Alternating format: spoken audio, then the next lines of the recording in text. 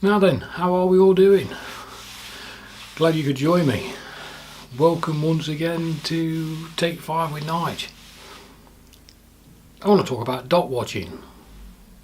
Do you know what a dot watcher is? Are you a dot watcher? If you don't know what the hell I'm talking about, grab yourself a brew, sit back, relax, and I'll try to enlighten you.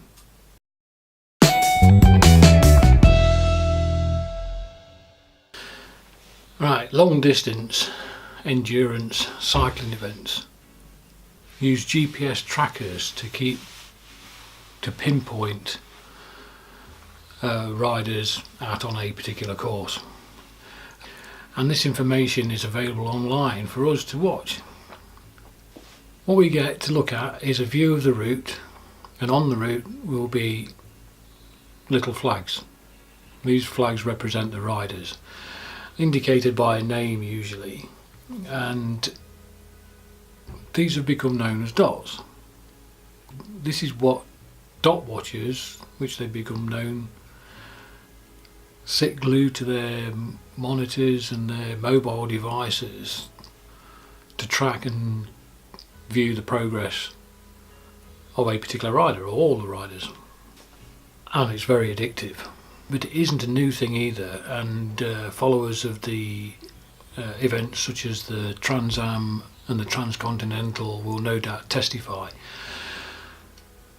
It's been around for some time, but last year, with the inaugural running of the Indian Pacific Wheel Race in Australia, saw an explosion of dot watchers across the globe.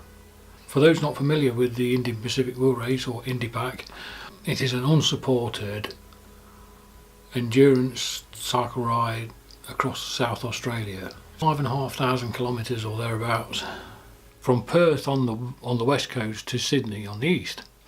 And last year it attracted a large field of riders, some very seasoned endurance riders, and some starting, using it as their first ever endurance event. Publicity provided by the likes of YouTube's Mark Ferguson, the cycling maven, who also took part, in no small part helped it gain followers, not just in Australia but from all over the world. But dot watching in itself is not just the armchair activity that it appears. Oh no. When I first took to the pastime, it was when I came out of hospital. I was told I'd have to rest for 4 weeks, and I knew that the IndyPac was about to start, so that was it. I was going to sit myself down and follow this thing to the end. Being in the UK though, I think there was a flaw in my plan. I mean, most activity, most movement would, I think, take place during the time I should be tucked up in bed. So I'd have to mentally prepare myself for long hours with no sleep, grabbing a nap whenever I could, eating everything I could find to take in the calories to help me remain awake and alert. But joking aside, I know that last year's IndyPac was hit by tragedy with the unfortunate death of Mike Hall. But the seeds of enthusiasm had been sown across the endurance community, I think, and for dot watchers alike. I mean, the audience is following these rides from so far away. They're following dots on a map.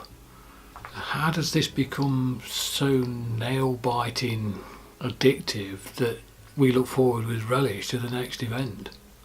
I think partly because we're viewing these things so far detached from the event itself, but we can follow so intimately online, puts us in some way right there with the rider or riders.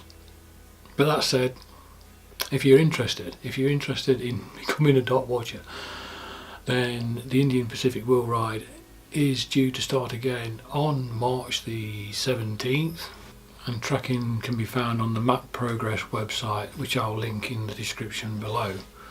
But I would definitely be watching. I shall be definitely following. go ahead, give these riders the support that they deserve. And to the riders taking part this year, the best of luck. Kudos to all of you.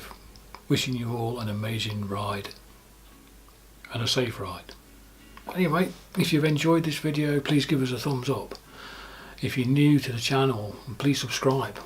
Click the bell icon to be notified of new must-see, never to be missed, must-watch videos in the future. You'll be notified first.